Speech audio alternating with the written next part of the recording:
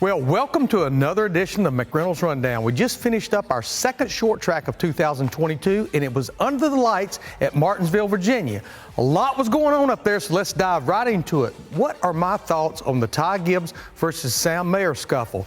You know, honestly, prior to the checkered flag, I had no problem what went on the racetrack. Remember, both of those drivers, they were going for a $100,000 bonus for the Dash for Cash. Now, post-checkered flag, that's where I see things a little bit different. You know, I have no problem if they get together on pit road. I don't have any problem if they throw punches. I do think it was a little bit lame that Ty Gibbs left his helmet on and was just throwing those punches left and right.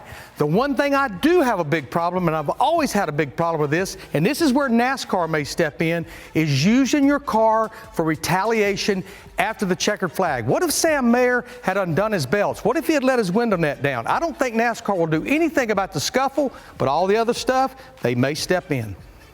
Well, this is the one everybody's talking about, and to be honest, it's got old Larry Mack scratching his head just a little bit. What seemed to be the issue with the lack of caution Saturday night in the Cup race? Think about the two Martinsville races last year in 2021.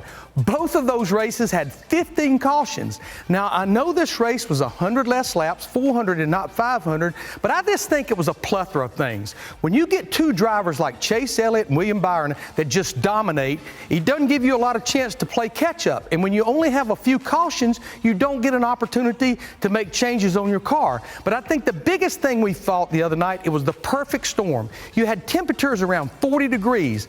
The concrete in the corners was not taking rubber, and then you've got these wider tires on the next-gen car.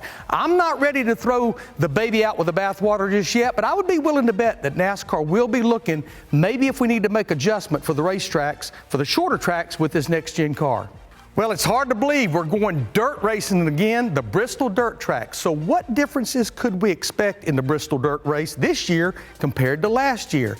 I think we're going to see a better race. One, we know now about a lot of things about dirt racing with the Cup Series car. Now the variable is another chapter with the next gen car. But I think the biggest change that's been made is we're going to race it at night under the lights. I think we all know dirt racing and sunlight, they just don't mix. And the thing I'm the proudest of, and I'm so pumped up about, Stuart Friesen runs a truck series, a renowned dirt racer. He went up there with a next-gen car last week. Now, he's not going to be in the Cup race. He'll be in the truck race, and did a confirmation test, and his response and his remark, we're going to have a much better race this year than last year. I can't wait.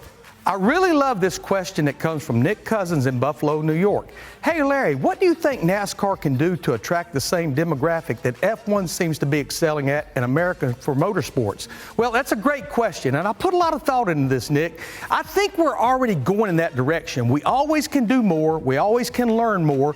But when you go to a NASCAR race now, a lot like a Formula One race, it's more than just the race. It seems to be a big event, and we're doing a better job of that every time we go to a new weekend. I think the other thing is we're starting to dabble showing data. We're showing the SMT data to the viewer, to the throttle, the brake, the steering position. We can always do a better job. And then think about, we've been using that ghost car. We're going to use it more and more and more. So we got a long way to go, but we're not just sitting still, Nick. I think we're totally working on it.